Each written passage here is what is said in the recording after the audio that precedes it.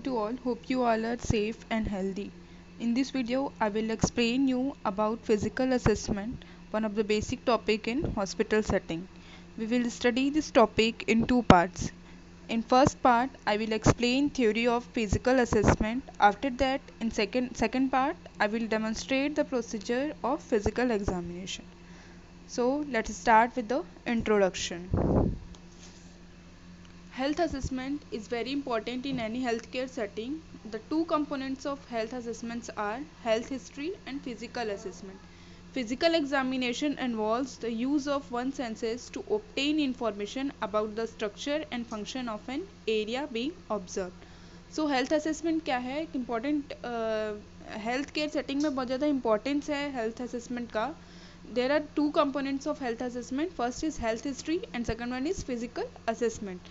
सो health history में क्या होता है, हम लोग जितना भी डाटा ऑफ कलेक्शन रहता है वो पेशेंट से और उनकी फैमिली से regarding medical condition, surgical condition, diet, lifestyle और जो भी प्रॉब्लम रहता है रिलेटेड टू डिसीज़ कंडीशन और हेल्थ, वो हम लोग हेल्थ हिस्ट्री में पेशेंट से लेते हैं. देन हेल्थ असेसमेंट का जो सेकंड कंपोनेंट है फिजिकल असेसमेंट और फिजिकल एग्जामिनेशन, उसमें हम लोग ओवरऑल एग्जामिनेशन करते हैं, हेड टू टू एग्जामिनेशन करते हैं. इसमें क्या होता है, हम लोग बहुत सारे सेंसेस का यूज़ करके इंफॉर्मेशन जो रहता है पेशेंट से कलेक्ट करते हैं by observing the patient. Then next है definition. It is a thorough inspection or a detailed study of the entire body or some part of body to determine the general physical or mental condition of the body. So इसमें क्या जो it means क्या है, जो physical examination है, thorough inspection है, जिसमें हम लोग केयरफुली वॉच करते हैं, ऑब्जर्व करते हैं किसी भी पेशेंट के बॉडी को और सम पार्ट को to determine the general physical and mental wellbeing. So क्या होता है, हम लोग फिजिकल और मेंटल स्टेटस को ऑब्जर्व करने के लिए हम थॉरोली जो एग्जामिनेशन करते हैं, असेसमेंट करते हैं किसी भी बॉडी को या उनके कोई पार्ट को, तो उसको हम लोग फिजिकल असेसमेंट बोलते हैं. Another definition is it is a systematic collection of objective information that is directly observed or is elicited through examination techniques. So systematic collection of objective information means हम लोग patient से data collect करेंगे direct through bye the help of directly observation. Means हम लोग directly inspection करेंगे, देखेंगे जाके, ठीक है. और इसके थ्रू एग्जामिनेशन टेक्निक्स होते हैं बहुत सारे जिसका अपन यूज़ करके ऑब्जेक्टिव डाटा जो है वो पेशेंट से कलेक्ट करते हैं. देन नेक्स्ट है purpose of physical examination. So first purpose क्या है, to understand the physical and mental wellbeing of the patient. So हम लोग को पेशेंट का जो understand the physical mental wellbeing, जो फिजिकली है, फिजिकल फंक्शन क्या हो रहा है उसका बॉडी में, मेंटल स्टेटस क्या है, वो चीज़ को हम लोग इसके थ्रू फिजिकल एग्जामिनेशन के थ्रू असेस करते हैं. देन सेकेंड है to detect the disease in its early stage. So क्या होता है, जब भी पेशेंट कोई हॉस्पिटल सेटिंग में आता है या तो हम लोग कुछ भी डिसीज़ या कुछ प्रॉब्लम लेके आता है तो हम लोग उसका फिजिकल एग्जामिनेशन करते हैं. इससे क्या होता है, कोई भी डिसीज़ जो है या कुछ भी उसको जो प्रॉब्लम है वो अर्ली स्टेज में डायग्नोज हो जाता है. उससे क्या होता है, वो लेट नहीं होता है, ठीक है. तो ये to detect the disease in its early stage. So किसी भी डिसीज़ को हम लोग अर्ली स्टेज में डायग्नोज करने के लिए फिजिकल एग्जामिनेशन का यूज़ करते हैं. देन थर्ड है to determine the cause and extent of disease. So किसी भी पेशेंट को अगर कोई डिसीज़ हो रहा है तो उसका जो cause and extent of disease means disease का इटियोलॉजी क्या है, वो क्यों हो रहा है, किस वजह से उस पर्सन को डिसीज़ है और कितना उस डिसीज़ का स्टेज है, डिग्री है, उस चीज़ को पता करने के लिए भी हम लोग फिजिकल असेसमेंट या एग्जामिनेशन करते हैं. द नेक्स्ट है to understand any changes in the condition of disease, any improvement और रिग्रेशन. सो पेशेंट को कुछ बीमारी है, कुछ डिसीज़ कंडीशन है, कुछ प्रॉब्लम है, तो वो उस कंडीशन क्या है, इम्प्रूवमेंट हो रहा है कि नहीं या रिग्रेशन हो रहा है हेल्थ में, मतलब वो ठीक हो रहा है कि नहीं, वो चीज़ पता करने के लिए भी हम लोग फिजिकल एग्जामिनेशन करते हैं. द नेक्स्ट पर्पस है to determine the nature of the treatment और nursing care needed for the patient. So after physical examination अगर हम लोग डायग्नोज कर लेते हैं किसी भी डिसीज़ को, तो नेचर ऑफ द ट्रीटमेंट का नेचर क्या होगा, कौन सा ट्रीटमेंट उनको हम लोग दे सकते हैं, या सर्जरी नीडेड है या मेडिसिन अगर नीडेड है, या कौन सा नर्सिंग केयर हम लोग प्रोवाइड कराएंगे पेशेंट को, वो चीज़ हम लोग डिटरमाइन करते हैं with the help of physical examination. Next है to safeguard the patient and his family by noticing the early signs, specially in case of communicable disease. In case of communicable disease अगर कुछ sign and symptoms जो है first appear हो रहा है और अगर हम लोग को पेशेंट को आइसोलेट करने का ज़रूरत है तो उस केस में फिजिकल एग्जामिनेशन के थ्रू हम लोग जल्दी से पता कर सकते हैं कि कोई कम्युनिकेबल डिसीज़ है, उसका फर्स्ट साइन अगर अपीयर होगा तो हम लोग पेशेंट को आइसोलेट करके रख सकते हैं। द नेक्स्ट है to find out whether the person is medically fit और not for a particular task. So हम लोग क्या करेंगे, to find out whether the person is medically fit or not for a particular task। so ऐसा कुछ condition होता है जिसमें हम लोग मेडिकली फिट है कि नहीं, पेशेंट जो है या पर्सन किसी कुछ प्रॉब्लम तो नहीं है, वो चीज़ में पता करने के लिए हम लोग फिजिकल असेसमेंट या एग्जामिनेशन करते हैं। द नेक्स्ट है to contribute the medical research. So after collection of data, physical examination जो अपन फिजिकल एग्जामिनेशन में जो भी टेक्निक यूज़ कर रहे हैं उसके कारण से जो भी डाटा कलेक्ट होगा तो वो डाटा क्या होता है, मेडिकल रिसर्च में हम लोग को हेल्प करता है। Then there are many techniques and methods used in physical examination। तो first method और technique है वो है inspection। So visual examination of the body is called inspection। It is the observation with the naked eyes to determine the structure and function of the body। So inspection क्या है, visual examination of body is called inspection. So हम लोग necked आई से अगर किसी person को visual examination कर रहे हैं, देख रहे हैं किसी की बॉडी को, किसके पार्ट को, तो वो होता है इंस्पेक्शन। तो जनरल इंस्पेक्शन क्या होता है, ओवरऑल अपीयरेंस ऑफ हेल्थ और इलनेस। सो जो पेशेंट है प्रॉपरली ओवरऑल हेल्दी है कि नहीं, इलनेस उसमें कुछ प्रेजेंट है कि नहीं, अगर हम लोग देखने से पता चल रहा है तो उसको हम लोग क्या रहता है, वो इंस्पेक्शन होता है। देन सेकंड है साइन ऑफ डिस्ट्रेस। ठीक है, अगर पेशेंट बहुत ज़्यादा टेंशन में है, एंजाइटी में है, तो वो चीज़ हम लोग को देखने से पता चलेगा। फेशियल एक्सप्रेशन एंड मूड उसका कैसा है वो हम लोग को देख के ऑब्जर्व करना है। देन बॉडी साइज, ओबीज है, थीन है, ठीक है, और नॉर्मल है, परफेक्ट है, वो हम लोग देख के पता कर सकते हैं। देन लास्ट है grooming and personalising. So grooming उनका कैसे है, जो वे ऑफ क्लोथिंग सेंस कैसा है, then personal hygiene proper maintain कर रहे हैं कि नहीं, वो चीज़ हम लोग इंस्पेक्शन के थ्रू पता कर सकते हैं। द नेक्स्ट टेक्निक है palpation। It is a feeling of the body or a part with the hands to know the size and position of the organs। Palpation, the fingers, pads are used, assess for temperature, turgor, texture, moisture, size, position, masses, light, moderate and deep palpation may be used। तो palpation क्या होता है, it is a feeling of body और part. इसमें हम लोग क्या करेंगे, फिंगर्स का यूज़ करेंगे, फिंगर पैड का यूज़ करेंगे, हैंड का यूज़ करेंगे, जिससे हम लोग क्या करते हैं, प्रेशर अप्लाई करते हैं या टच करके अपन देखते हैं कि ऑर्गन्स जो हैं प्रॉपर पोजीशन पे हैं कि नहीं, उनका साइज़ प्रॉपर है कि नहीं, तो वो होता है पैल्पेशन। सो अपन डीप पैल्पेशन भी यूज़ करते हैं और लाइट मॉडरेट पैल्पेशन यूज़ करते हैं। सो इसके पैल्पेशन के थ्रू हम लोग टेम्परेचर असेस करते हैं, टर्जिडिटी कैसा है, टेक्सचर कैसा है, ये सब हम लोग असेस करते हैं। इसके लिए हम लोग लाइट पैल्पेशन कर रहे हैं, मीन्स हम लोग टेम्परेचर असेस करेंगे। जस्ट अपन जो हमारा हैंड है या फिंगर पैड्स है उसको हम लोग पेशेंट की बॉडी से टच करके देखेंगे, तो उससे क्या होगा, हम लोग को टेम्परेचर असेस होगा।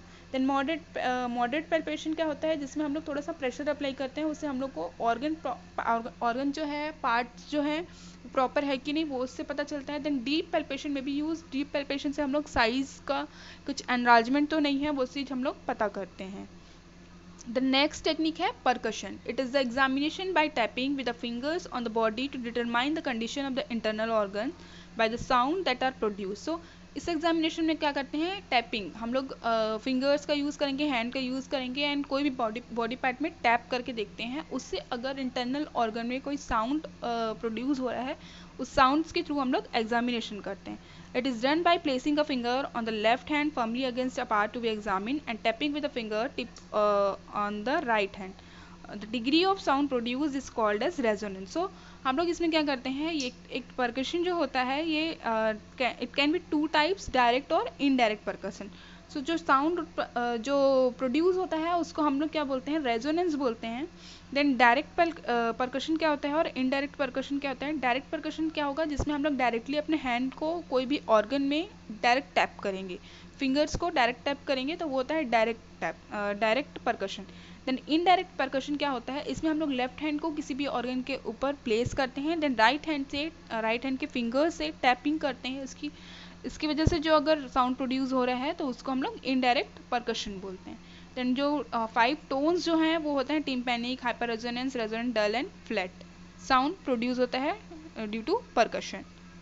The next है auscultation. It is the listening to sounds within the body with the aid of the stethoscope, stethoscope or directly with the ear placed on the body. The characteristic of sound assessed by auscultation is pitch, loudness, quality and duration. So it is the listening of sound. auscultation में क्या होता है, by the help of stethoscope, stethoscope हम लोग कोई sound जो body में produce हो रहा है वो अगर assess कर रहे हैं तो उसका हम लोग auscultation बोलते हैं. इससे हम लोग को breath, lung sound, bubble sound जो होता है वो सब assess कर सकते हैं. The next है manipulation.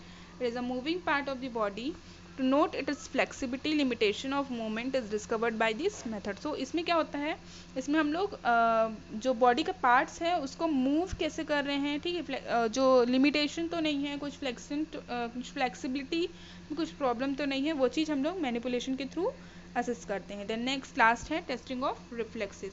The response of the tissues to external stimuli is tested by means of percussion hammer, safety pin, wisp of cotton, hot and cold water. So wisp of cotton, safety pin से हम लोग किसी भी organ पे touch करेंगे या फिर cotton को अगर बॉडी के पार्ट्स में लेके जाते हैं तो सेंसेशन प्रॉपर हो रहा है कि नहीं, रिफ्लेक्सेस प्रॉपर है कि नहीं, वो हम लोग टेस्टिंग ऑफ रिफ्लेक्स करते हैं. हॉट एंड कोल्ड वाटर का यूज़ करके टेम्परेचर पेशेंट को फीलिंग हो रहा है कि नहीं टेम्परेचर का, वो चीज़ हम लोग पता करते हैं.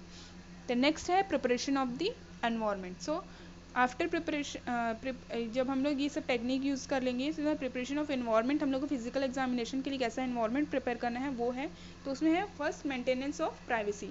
A separate examination room is needed. Keep the door closed. The relative are not allowed. Drape the patient according to the part that are exposed. So maintenance of privacy में क्या होता है, एक सेपरेट एग्जामिनेशन रूम होता है जिसमें हम लोग डोर क्लोज रखेंगे, रिलेटिव्स को वहाँ पे अलाउड नहीं करते हैं, सिर्फ पेशेंट रहता है एंड एग्जामिनर रहता है. देन पेशेंट का जो पार्ट्स है, बॉडी पार्ट्स हैं, वो सब हम लोग कवर करके रखते हैं. जो भी पार्ट का हम लोग को एग्जामिनेशन करना है only this parts are remains open. Then lighting जो रहता है, as far as possible natural light should be available in the examination room because if patient is jaundiced it may not be detected in the artificial light, there should be adequate lighting. So जितना भी possible हो हम लोग जो natural light है, natural light के through से हम लोग एग्जामिनेशन करेंगे. इसमें हम लोग को कोई भी आर्टिफिशियल लाइट सच एज जो बल्ब होते हैं वो सब यूज़ नहीं करना है. उससे क्या होगा, हम लोग को अगर किसी पेशेंट को जॉन्डिस है, पेल कलर है, येलोइश डिस्कलरेशन हो गया है या ब्लूइश डिस्कलरेशन हो गया है, तो उस चीज़ को असेस करने के लिए प्रॉब्लम होता है. इसलिए हम लोग को as far as possible natural light का यूज़ करना है. तो नेक्स्ट है comfortable bed or examination table. The patient should be placed comfortably throughout the examination. There should be provision for the maintenance of a suitable position. Example, a lithotomy position may be maintained when examining the genitalia. So comfortable position provide करना है, bed देना है, examination table देना है patient को, जिससे क्या होगा हम लोग प्रॉपर उनका एग्जामिनेशन कर सकते हैं. और हम लोग जिस पार्ट का एग्जामिनेशन कर रहे हैं तो उस पार्ट को ऑब्जर्व करने, प्रॉपरली ऑब्जर्व करने के लिए उनको प्रॉपर पोजीशन प्रोवाइड करना है. सच एस अगर वुमेन कुछ है, वुमेन में अगर हम लोग को जेनेटाइलिया का क्या करना है, एग्जामिनेशन करना है, तो हम लोग उनको लेथोटॉमी पोजीशन देंगे. वैसे ही अगर हम लोग को चेस्ट और एब्डोमेन का अगर एग्जामिनेशन करना है तो उस केस में हम लोग पेशेंट को सुपाइन पोजीशन प्रोवाइड कराते हैं. Then after preparation of the environment we have to prepare the patient. So preparation of the patient, it will be divided into physical preparation and mental preparation. So first है physical preparation. उसमें क्या करेंगे, keep the patient clean. Patient को हम लोग को bathing के लिए बोलना है, प्रॉपर क्लीनलीनेस मेंटेन करने के लिए बोलना है. Then shave the part if necessary. अब एग्जामिनेशन करना है, अगर हम लोग को नेसेसरी लग रहा है तो जो भी पार्ट का हम लोग को एग्जामिनेशन करना है उसको हम लोग सेव कर सकते हैं. Then keep the patient in a comfortable position which is convenient for care provider to examine the patient. So patient को ऐसा पोजीशन प्रोवाइड करना है जिससे केयर गिवर जो है, जो एग्जामिनर है, उसको कन्वीनियंट हो कुछ भी एग्जामिनेशन करने के लिए. Then empty the bladder prior to the examination. Empty the bowel by enema if required. So हम लोग ब्लैडर और बबल को एम्प्टी करने बोलना है with the help of catheterization और एनिमा अपन बबल और ब्लैडर को एम्प्टी कर सकते हैं. ठीक है. Then loosen the garments and change into hospital dress if it is custom. So according to rules and regulation of the hospital, अगर फिजिकल एग्जामिनेशन के टाइम पे हम लोग हॉस्पिटल क्लोथ जो है पेशेंट को प्रोवाइड करा सकते हैं फॉर एग्जामिनेशन, तो हम लोग को वो देना है. देन अगर पेशेंट ने कुछ टाइट क्लोथ्स पहने हैं तो हम लोग उसको लूज़ करने के लिए बोल सकते हैं. Then drape the patient with extra sheets and expose only the need areas, avoid unnecessary exposure. तो जो पेशेंट जो भी है एग्जामिनेशन टेबल में अगर उनको लेटाते हैं तो हम लोग उनको ड्रेप करते हैं, एक्स्ट्रा बेडशीट का यूज़ करते हैं, टॉवल के थ्रू ड्रेप करके रखते हैं. और जो भी पार्ट का एग्जामिनेशन करना है only those part should be remain open. The next है mental preparation. The patient may be quite new to the hospital situation and he may be anxious about his illness. He may have false ideas about the medical examination. So क्या होता है, patient जो रहता है hospital में बहुत ज़्यादा new नहीं रहता, तो एंजाइटी रहता है कि क्या होने वाला है, कौन सा एग्जामिनेशन करेंगे, क्या करेंगे, ये सब.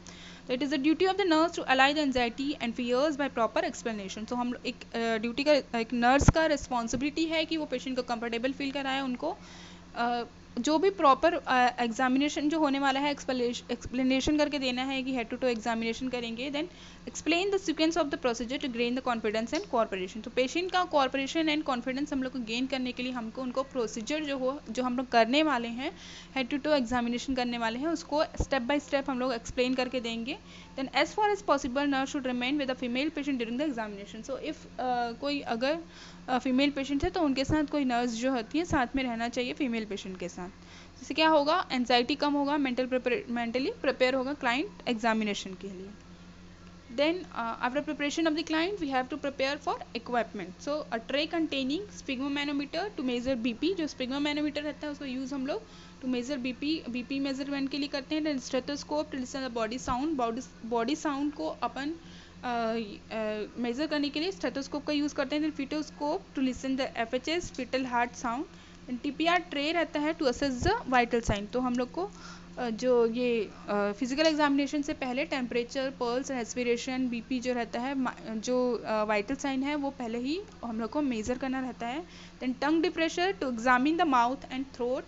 जो माउथ एंड थ्रोट को एग्जामिन करने के लिए हम लोग टंग डिप्रेशर का यूज़ करते हैं. Then pharyngeal retractor to examine the pharynx. तो फेरिंग्स का एग्जामिनेशन करने के लिए हम लोग को फेरेंजियल रिट्रैक्टर होता है. Laryngoscope to examine the larynx. Larynx को प्रॉपरली ऑब्जर्व करने के लिए, असेस करने के लिए हम लोग लैरेंजोस्कोप का यूज़ करते हैं.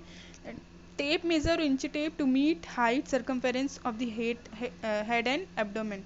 फ्लैश लाइट और torch light to visualise any part. तो हम लोग को कुछ भी ऐसा पार्ट है जो हम लोग को नॉर्मल लाइट में अगर अपीयर नहीं हो पा रहा है तो इस केस में हम लोग टॉर्च और फ्लैश लाइट का यूज़ करेंगे. Then weighing machine to check the wait.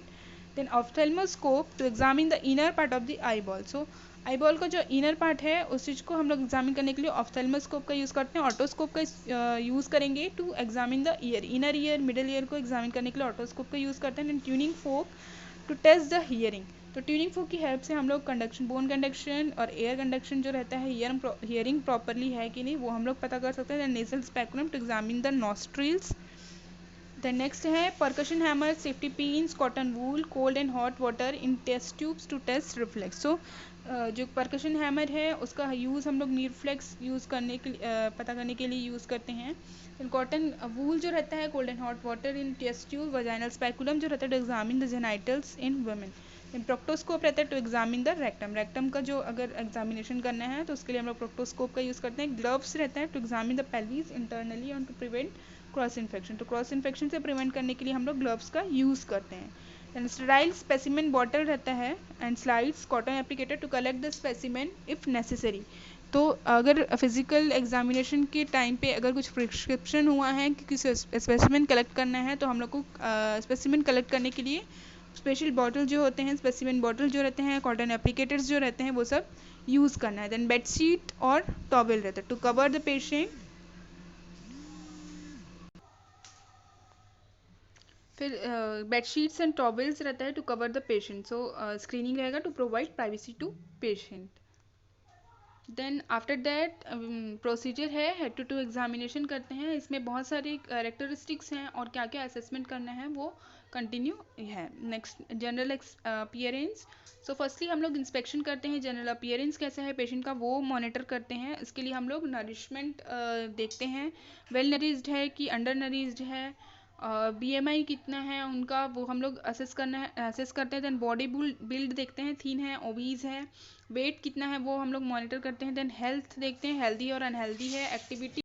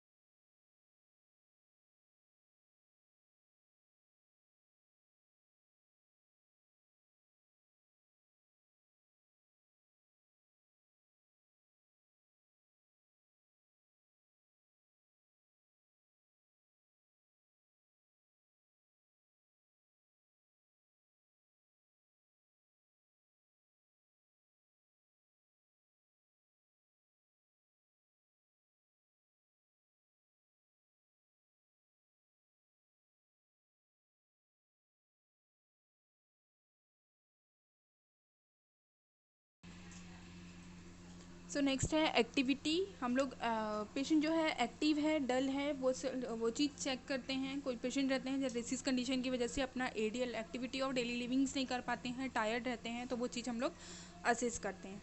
The next है mental status, consciousness and look. Consciousness में हम लोग देखेंगे पेशेंट जो है कॉन्शियस है कि नहीं, हम कोई जो पेशेंट का नेम है, पर्सन है, प्लेस है, टाइम से ओरिएंटेड है कि नहीं, कहाँ पे है, वो सब उनको पता है कि नहीं। देन अनकॉन्शियस, हम लोग कुछ भी रिस्पॉन्स कर रहे हैं, कुछ भी क्वेश्चन पूछ रहे हैं और वो कुछ भी रिप्लाई नहीं कर रहे हैं, तो वो पेशेंट को हम लोग अनकॉन्शियस बोलते हैं। दैन डिलीरियस मीन्स बहुत ज़्यादा लेथार्जिक रहेगा, कुछ भी हम लोग करने के लिए बोल रहे हैं वो नहीं कर पाएगा। देन टॉकिंग इनकॉरेंटली मीन्स हम लोग कम्युनिकेशन करेंगे तो वो जो बात कर रहे हैं, जो हम लोग पूछ रहे हैं और जो बता रहे हैं, उनके बीच में कोई कनेक्शन नहीं होगा, इनकॉरेंटली टॉकिंग रहेगा। देन लुक देखते हैं, एंजायस है, वरीड है, डिप्रेस्ड है। जो पेशेंट है वो उनमें एंजाइटी तो नहीं है, कुछ स्ट्रेस तो नहीं है, कुछ टेंशन तो नहीं है, वो चीज़ हम लोग असेस करते हैं। द नेक्स्ट है posture, body curves, lordosis, kyphosis and scoliosis. So spinal cord जो रहता है, स्पाइनल कॉर्ड वर्टिब्रल कॉलम जो रहता है प्रॉपर अलाइनमेंट में रहता है, normal portion. If there is any lateral deviation और फॉरवर्ड और बेंडिंग फॉरवर्ड और बेंडिंग बैकवर्ड्स, अगर कुछ पोस्चर में प्रॉब्लम है तो उसको हम लोग बॉडी कर्व्स में देखते हैं। Then lordosis, kyphosis and scoliosis जो रहता है, लेटरल डेविएशन रहता है, वो चीज़ हम लोग चेक करते हैं। Then movement of any limb, so हम लोग हैंड एंड फीट का मूवमेंट जो रहता है वो चेक करते हैं। दैन नेक्स्ट है height and weight. So patient का हाइट हम लोग इंच टेप से मेज़र करते हैं, वेइंग मशीन से वेट उसका मेज़र करना है। देन नेक्स्ट है skin condition. So skin condition में फर्स्ट हम लोग क्या इंस्पेक्ट करते हैं, कलर। सो स्किन का कलर कैसा है, पेलर है, जॉन्डिस है। इन केस ऑफ एनीमिया और एचबी लेवल कम होने से जो बॉडी का कलर रहता है, स्किन कलर जो रहता है वो पेल वाइटिश टाइप का हो जाता है, तो वो होता है पेलर। देन जॉन्डिस में येलोविश डिस्कलरेशन होता है, देन साइनोसिस होता है, फ्लशिंग एक्सेट्रा। सो टेम्परेचर अगर हाई है तो बॉडी जो रहेगा बहुत ज़्यादा वार्म रहेगा, फ्लशिंग रहेगा, रेडनेस रहेगा उसमें। देन साइनोसिस क्या होता है, ब्लूइश डिस्कलरेशन होता है। सो नेल्स में, लिप्स में अगर कुछ ब्लूइश डिस्कलरेशन होता है, ऑक्सीजन का डेफिशिएंसी की वजह से अगर साइनोसिस हो रहा है तो वो चीज़ हम लोग को ऑब्जर्व करना है। नेक्स्ट है टेक्सचर, ड्राइनेस है, फ्रेकिंग है, व्रिंकलिंग है, एक्सेसिव मॉइस्चर है। सो एक्सेसिव मॉइस्चर तो नहीं है, ड्राइनेस तो नहीं है। इन केस ऑफ डिहाइड्रेशन, बहुत ज़्यादा लूज मोशन हो रहा है, उस केस में जो स्किन रहता है टर्जिडिटी बहुत कम हो जाती है उसकी और ड्राई हो जाता है स्किन। देन व्रिंकल्ड फेस रहता है। देन टेम्परेचर हम लोग को warm, cold and clammy. In case of plaster cast और अगर फ्रैक्चर हुआ है या कहीं पे वुंड है तो उस केस में क्या होता है, जो पार्ट रहता है वहाँ पे कोल्ड एंड क्लैमी हो जाता है स्किन, तो उस चीज़ को हम लोग असेस करना है। दैन लीजन्स जो रहते हैं, मैक्यूल्स, पेप्यूल्स, वेसाइकल्स एक्सेट्रा। तो रेसेज जो है उनका साइज़ कैसा है, 1 mm से लेस देन है तो मैक्यूल्स होगा, 1 mm से अगर ज़्यादा है तो वो पेप्यूल्स है। देन वेसाइकल्स है, अगर फ्लूइड फिल्ड है रेसेज में तो उसको हम लोग वेसाइकल्स बोलेंगे। द नेक्स्ट है head and face. Head and face में हम लोग एग्जामिनेट करते हैं जिसमें shape of skull and fontanelles देखते हैं। न्यूबॉर्न में फॉन्टेनल्स देखते हैं, एंटीरियर फॉन्टेनल्स और पोस्टीरियर फॉन्टेनल। फॉन्टेनल्स जो है और डिप्रेस तो नहीं है, बल्जिंग आउट तो नहीं है, वो चीज़ हम लोग देखते हैं। देन स्कल का circumference, bye the use of inch tape हम लोग स्कल सरकमफेरेंस लेते हैं। देन स्कैल्प में क्लीनिनेस देखेंगे, कंडीशन ऑफ द हेयर देखेंगे, हेयर का कलर कैसा है, डैंड्रफ तो नहीं है, पेडिकुलाई तो नहीं है, इन्फेक्शन लाइक रिंगवॉर्म कुछ प्रेजेंट तो है कि नहीं है, वो हम लोग ऑब्जर्व करते हैं। देन फेस में, फेस पेल तो नहीं है, फ्लर्स नहीं है, पफीनेस नहीं है, फैटीग, पाम, फियर, पेन तो नहीं है, fear, anxiety, enlargement of parotid gland, ये सब हम लोग ऑब्जर्व करते हैं। तो पफीनेस क्या होता है, इन केस ऑफ किडनी डिसीजेज और रीनल फेलियर में जो पेरीऑर्बिटल अगर एडिमा है वो प्रेजेंट है पेशेंट में, वो सब हम लोग फेस में ऑब्जर्व करते हैं। देन नेक्स्ट है आईज़। तो आइज़ में ऑब्जर्व करने के लिए आईब्रोज नॉर्मल है, प्रेजेंट है, एब्सेंट है, वो अपन देखते हैं। देन आईलेसेस में इन्फेक्शन तो नहीं है, स्टाई प्रेजेंट तो नहीं है। देन आईलीड्स में एडिमा प्रेजेंट तो नहीं है। लीजन्स में एक्ट्रोपियन और एंट्रोपियन जो होता है, जिसमें क्या होता है, आईलीड्स जो रहेंगे अगर आउटसाइड मूवमेंट है, आउटसाइड मूव है तो एक्ट्रोपियन होता है। देन इनर साइड में अगर आईलीड्स मूव है तो उसको हम लोग इन्वर्जन बोलते हैं या एंट्रोपियन बोलते हैं। देन आईबॉल्स शंकन है और प्रोट्रूडेड है। तो इन केस ऑफ डिहाइड्रेशन, अगर फ्लूइड लॉस बहुत ज़्यादा हुआ है तो जो आईबॉल रहते हैं अंदर की तरफ धसे हुए रहते हैं, उसको हम लोग शंकन आइज बोलते हैं। देन प्रोट्रूडेड रहता है जिसमें आईओपी जो है, इंट्राओक्युलर प्रेशर अगर इंक्रीज़ हुआ है उस केस में प्रोट्रूडेड आइज प्रेजेंट रहता है। तो नेक्स्ट है कंजक्टाइवा देखते हैं हम लोग, पेल है, रेड है, पुरुलेंट है, कुछ पास डिस्चार्ज तो नहीं हो रहा है, वो देखते हैं। देन स्क्लेरा में अपन जॉन्डीज नोटिस करते हैं, येलोइज डिस्कलरेशन तो नहीं है। देन कॉर्निया एंड आइरीज, इलोग्रेटीज एंड अबरेशन, ठीक है, इरेगुलर्स तो नहीं है, प्रॉपर मूवमेंट हो रहा है कि नहीं कॉर्निया आइरिस का, then pupils dilated constricted reactive to light. So pupils में हम लोग लाइट का टॉर्च से जला के देखेंगे, लाइट जलाने से कंस्ट्रिक्ट तो नहीं हो रहा है, कंस्ट्रिक्ट हो रहा है कि नहीं, डायलेटेड है पिपल्स, वो सब हम लोग को चेक करना है। देन लेंस देखना है, ओपेक है, ट्रांसपेरेंट है। इन केस ऑफ ग्लॉकोमा जो होता है उसमें जो लेंस है बहुत ज़्यादा क्लाउडीनेस रहता है उसमें, तो वो चीज़ हम लोग को ऑब्जर्व करना है। देन फंडस में कंजेशन तो नहीं है, हेमरेजिक स्पॉट्स तो प्रेजेंट नहीं है, वो चीज़ हम लोग को देखना है। देन आई मसल्स में जिसमें स्ट्रैबिस्मस होता है, स्क्विंट्स होता है, हम लोग आई मूवमेंट देखते हैं। By the use of finger and hand we use to movement of eye muscle. Then vision रहेगा जिसमें नॉर्मल है, स्नेलन चार्ट का यूज़ करते हैं। मायोपिया और हाइपरोपिया हम लोग देखते हैं। तो मायोपिया क्या होता है, साउथ साइडनेस होता है जिसमें जो पेशेंट रहता है वो नियर साइडनेस रहता है, जिसमें नियर का जो भी थिंग्स है वो सबको अच्छे से ऑब्जर्व कर लेगा, बट दूर का जो डिस्टेंस विज़न है वो उसका अफेक्टेड रहता है। वैसे ही हाइपरोपिया में लॉन्ग जो डिस्टेंस विज़न है वो प्रेजेंट रहेगा, बट नियर साइडनेस जो नियर जो पास के जो चीज़ रहते हैं वो सब उनको विजन में प्रॉब्लम रहता है। देन ईयर्स रहेगा, एक्सटर्नल ईयर्स में डिस्चार्ज कुछ प्रेजेंट है कि नहीं, सेरोमेन ऑब्स्ट्रक्टिंग द ईयर पैसेज, जो सेरोमेन है, ईयर वैक्स है, वो प्रेजेंट है क्या, वो सब हम लोग को ऑब्जर्व करना है। Then tympanic membrane, perforation, lesion और बल्जिंग, सो इंटेक्ट है कि नहीं, परफोरेशन कुछ प्रेजेंट है क्या टिम्पैनिक मेम्ब्रेन में, by the use of otoscope हम लोग उस चीज़ को ऑब्जर्व करेंगे। देन हियरिंग प्रॉपरली है कि नहीं वो हम लोग देखते हैं। द नेक्स्ट है नोज, एक्सटर्नल लेयर्स में क्रस्ट डिस्चार्ज प्रेजेंट है कि नहीं वो देखना है। The nostrils, inflammation of the mucous membrane, septal deviation तो नहीं है, वो हम लोग को नॉस्ट्रिल्स में, नोज में देखना है। Then mouth and pharynx, first है लिप्स में हम लोग redness, swelling, crust, cyanosis, angular stomatitis तो नहीं है, कुछ भी क्रस्ट प्रेजेंट है क्या, वो सब हम लोग को देखना है। Then odour of mouth, foul smelling तो प्रेजेंट नहीं है, टोबैको अगर यूज़ कर रहे हैं, कोई टीथ में स्टेनिंग तो नहीं है, वो हम लोग को देखना है। डिस्कलरेशन एंड डेंटल कैरीज तो प्रेजेंट नहीं है, वो हम लोग को ऑब्जर्व करना है। Then mucous membrane and gums में अल्सरेशन तो नहीं है, पस का फॉर्मेशन तो नहीं है, स्वेलिंग, ब्लीडिंग, ये सब के।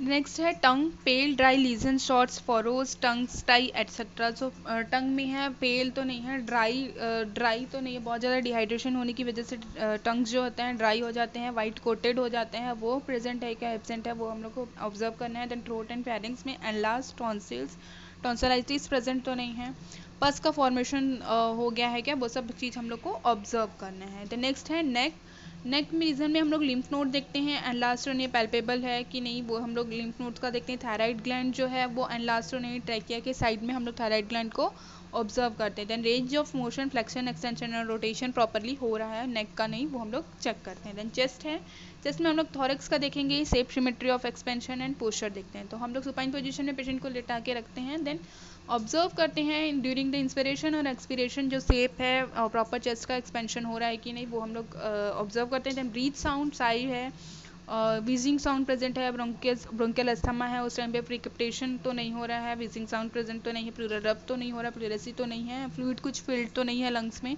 Bye the help of palpation and percussion हम लोग करके ऑब्जर्व करते हैं। देन हार्ट का साइज एंड लोकेशन हम लोग देखेंगे। देन कार्डियक मर्मस प्रेजेंट तो नहीं है, हार्ट का साउंड प्रेजेंट ऑब्जर्व करते हैं। देन ब्रेस्ट में एनलार्ज लिम्फ नोड्स प्रेजेंट है कि एब्सेंट है, वो हम लोग ऑब्जर्व करते हैं। द नेक्स्ट है एब्डोमेन में ऑब्जर्वेशन करेंगे, जिसमें एब्डोमेन में कुछ स्किन रैशेज तो नहीं है, स्कार प्रेजेंट है, साइटिस है, हर्निया है, डिस्टेंशन है, प्रेगनेंसी एक्सेट्रा का हम लोग ऑब्जर्व करते हैं। देन अस्कल्टेशन करेंगे, by the help of stethoscope हम वोवल साउंड ऑब्जर्व करते हैं। Then foetal heart sound observe करेंगे in case of pregnancy. Then palpation, liver margin, palpable spleen, tenderness at the area of appendix and inguinal hernia. तो appendix वाले area पे McBurney point में अगर tenderness present है, by the palpation हम लोग palpate करके देखेंगे तो उस केस में अपेंडिसाइटिस होने का चांसेस रहता है। इंग्वाइनल हर्निया तो प्रेजेंट नहीं है, वो सब हम लोग को ऑब्जर्व करना है। Then percussion, presence of gas, fluid and masses, हम लोग परकशन करके देखते हैं, फ्लूइड और गैस जो है इंटरनल ऑर्गन्स में फील्ड तो नहीं है, वो ऑब्जर्व करते हैं। देन एक्सट्रीमिटीज़ रहता है, इसमें हम लोग मूवमेंट ऑफ जॉइंट्स देखते हैं, ट्रेमर्स देखते हैं, क्लबिंग ऑफ फिंगर्स देखते हैं, ankle oedema and varicose vein reflexes जो है वो प्रेजेंट है कि नहीं, वो सब हम लोग एक्सट्रीमिटीज़ में देखते हैं। तो नेक्स्ट है जेनाइटल एंड रेक्टम्स। तो इंग्वाइनल लिम्फ ग्लैंड्स रहता है, वो एनलार्ज तो नहीं हो गया है, पैल्पेबल है, पेटेंसी ऑफ यूरिनरी मीटर्स देखते हैं, रेक्टम देखते हैं इन इन्फेंट्स में। सो न्यूबॉर्न चाइल्ड हैं, उनमें रेक्टम जो है ब्लॉक्ड तो नहीं है, पेटेंट है प्रॉपरली, वो हम लोग ऑब्जर्व करेंगे। The descent of testis, so in male childs, in male infant we have to observe for descent of testes. So testis जो हैं वो इंग्वाइनल कैनाल में, एब्डोमिनल कैविटी में ही तो नहीं रह गया है, वो चीज़ हम लोग को ऑब्जर्व करना है। देन वाजाइनल डिस्चार्ज तो प्रेजेंट नहीं है, इफ इम्बोन का हम लोग एग्जामिनेशन कर रहे हैं और वाजाइनल डिस्चार्ज प्रेजेंट है, कैसा है डिस्चार्ज वो सब हम लोग को ऑब्जर्व करना है। देन कलर उसका कैसा है, ऑर्डर कैसा है, वो सब ऑब्जर्व करना है। Then presence of sexually STD जो है सेक्सुअली ट्रांसमिटेड डिसीज़, कुछ गोनोरिया है, ये सब प्रेजेंट है कि नहीं वो देखना है। देन हेमोराइड्स के लिए हम लोग एग्जामिनेशन करते हैं। Then enlargement of prostate gland and pelvis masses, so ये सब चीज़ के लिए हम लोग जेनिटल रेक्टम में ऑब्जर्वेशन करते हैं। देन न्यूरोलॉजिकल टेस्ट होता है जिसमें हम लोग कोऑर्डिनेशन टेस्ट करते हैं, रिफ्लेक्सेस चेक करते हैं, देन इक्विलिब्रियम टेस्ट करते हैं, टेस्ट फॉर सेंसेशन करते हैं। तो न्यूरोलॉजिकल एग्जामिनेशन में if patient is having complain about central nervous system और related to central nervous system disease condition, in case उसमें हम लोग क्या करेंगे, न्यूरोलॉजिकल एग्जामिनेशन करते हैं। क्रेनियल नर्व्स होते हैं, 12 पेयर ऑफ क्रेनियल नर्व्स का हम लोग सेंसेशन करते हैं, फंक्शन उसका प्रॉपरली चेक करते हैं।